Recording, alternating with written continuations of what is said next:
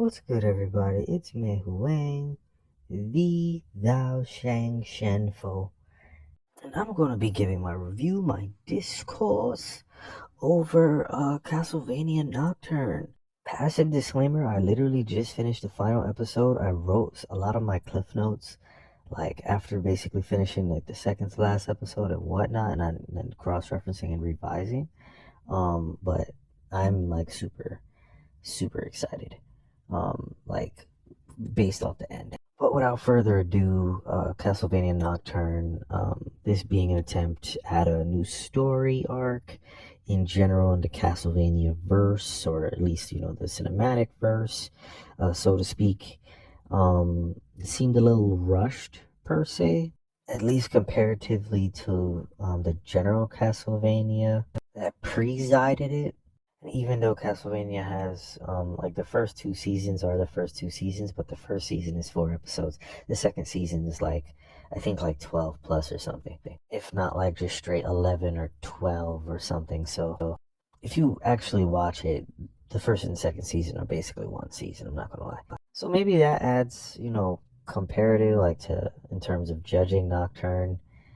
Castlevania, like the first one or the one that came before, kind of had a bit more closure on the basis of how, what I would consider their first season started and how it connects. And then, opposed to this, where it's first season, you have your 8 episodes per se. Despite that, I'm going to give my rating now because I'm going to talk about spoilers from this point on. Let me just give my rating first. My rating before I got to the final episode and it got to the absolute end was like a 7.3 max based on certain things that was happening in the last episode. But at the end, takes it straight to a 7.9. 7.9 all the way. Super ecstatic. Now I'm going to go into the spoilers, or at least like my clip notes that are interwoven with spoilers, and you'd probably get that at the end. At the same time, I'm not necessarily going to say exactly what happens at the end. I'm going to kind of say it, and if you get it, you get it. In the capacity of people who haven't seen this, they, will hopefully get it like within the proper time. But we have a new Belmont, or at least this particular Aegis Belmont. I believe like Trevor Belmont's like great, like two or maybe three greats grandson. Um, Richter gets his mother killed, like first episode, tragic. Richter Belmont. The vague irony here, comparative to like most anime or dark entertainment-esque shows, is a lot of the time the protagonist's parents or friends just die, just in general. But this man really killed his mom for real. Like if you watch it, because if he would have just listened, she basically she would have died. So he kind of got her killed. Obviously he survives, yada yada. Like he gets older, so on and so forth. Has a surrogate family, so on and so forth. That's still kind of connected to the Belmont family, but like not Belmonts. You know what I'm saying? But still Belmonts. And we have some new characters, based off because I believe the show is like around like 1780-ish, 1782, 1787 or something. So the new characters in the form of quote unquote African Americans, or indigenous people, and they have access to Orishan capabilities or magic that is Orishan deity based, which I'm perfectly cool with. That's fine. It's a girl and a boy named well, it's spelled Edward, but I thought it was Edway. If it was Edward, then okay, but it sounds like Edway when I hear it in the show. But in the form of Edway and Annette. I hear Edward or Edway him say that he's directly descended from Ogun, but at the same time, Annette does like work with Ogun and just the Orisha in general, but specifically in the show they showcase Papa Legba and Ogun, in the general sense. Long story short, Edward or Edway, whichever, um, he's basically a mulatto opera singer and saves Annette from slavery. And he essentially gets like turned into a night creature, like damn near out of the gate. But because he opera singer, he be singing and stuff. Some night creatures tend to like him because he be singing and stuff. Some of them don't because he be singing and stuff. In either instance, he gets turned into a night creature. Besides that, the new main villain, the vampire messiah lady, she has another name that starts with a U, but they call her the vampire messiah. Basically, it's purported or stated that the vampire messiah drank the blood of Sekhmet. I feel like have issue with that. I feel like that really needs a fleshing out of the backstory for that particular reasoning of the utterance itself, or the context of the utterance itself. Otherwise, I'll assume that it was like hogwash, like just something the character herself, within the context of the show, was pulling out of her rectum, just based off her ego.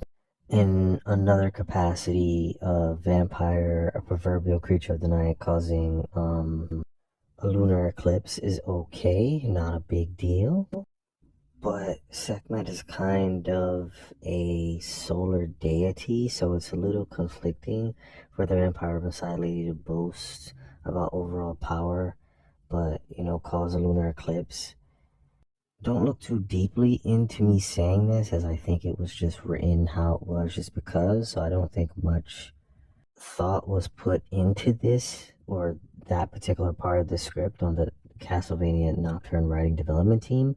But I had to kind of speak on that to a degree, just per se.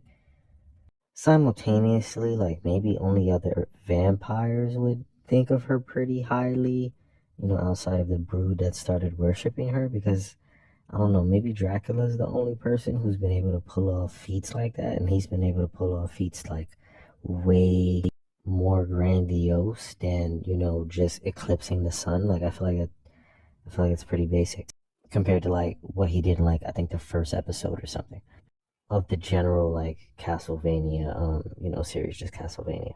Ultimately, the vampire messiah lady, um she has like a segment transformation, like a Thundercat transformation. It's is I feel like it's weird, not in appearance, just in terms of writing. Like a lunar deity, more would have made sense for this character to like draw power from, or whatever her ego, or whatever the fuck from. Because I still do believe that like she's kind of just saying this shit until I get like a proper like fleshed out backstory in season 2. I feel like any one of the lunar deities that exist, especially for like, kind of Greco-Roman Catholic upbringing or something, like, like Selene or Luna or Artemis on, some heathen type time, or countless others that may have been better if given the vampire foundational basis here. That would have been a better fit, possibly. If they were going to go with the comedic pantheon in the way in which that they decided to choose Sekhmet for this particular character, or to boast that, she has some uh, likeness or drawing from Sekhmet, I would have preferred like Set, maybe. I would have appreciated that more, granted, in the devil's advocate perspective of the nuance of the tail end of this critique. I do understand that one of the epithets of Sekhmet is the Lady of Slaughter, but one of her other epithets in general is also the one before who evil trembles and the Lady of Life, as some examples. I even would have preferred like Apophis or something. I thought that maybe that I would have been okay with that. I would have preferred Set, but like if they decided to go that route, I would have been okay with that. As I pontificated, or as I've been pontificating, earlier and just within my discourse in this video, I feel as though the character of the vampire messiah probably just named herself this, or we are led to believe that, and I doubt that there would be a proper credence displayed, like in a backstory sense, where they actually show Sekhmet. If they do, I would be very intrigued on how they try to build upon the narrative they posed, but again, I truly doubt they will go that far. We will see, however, since they did quote unquote show death in the initial Castlevania run, but I kind of sadly don't count that too much in the context of like Nocturne, because I feel as though death showing up in the initial Castlevania run was some like video game esque ending dribble lull. But again, I digress. Beyond that, the Castlevania Nocturne is very early in its development, only a season under its belt, but it seems I got into it at the right time since a new season will be unveiled in January 2025. In either instance, as it stands, I'd probably give the show a solid 7.9 so far. I do appreciate the accenting of Orishan gods and spirits. It's cool to varying degrees, but the ending, which I won't spoil for people, takes the show from like a 7.2 to a 7.9 instantaneously because I was asking myself so long, where is the blonde undead benefactor? Thank God. I thought the show was mid, and then the very last scene saved it. I'm very hopeful for the second season now, like I was before, but I definitely need to put the release date of season 2 on a calendar. I'm ecstatic.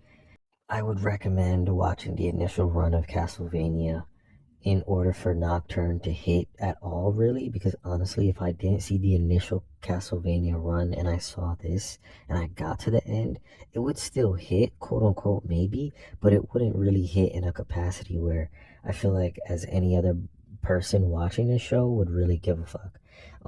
They would probably still think the show is like a 4, maybe even a 5. Anywho, thanks for watching, listening, and I'll see you guys next time. This is Mei Huang, the Dou-zhansheng-fo, signing off. Don't forget to like, comment, and subscribe. Have a great day.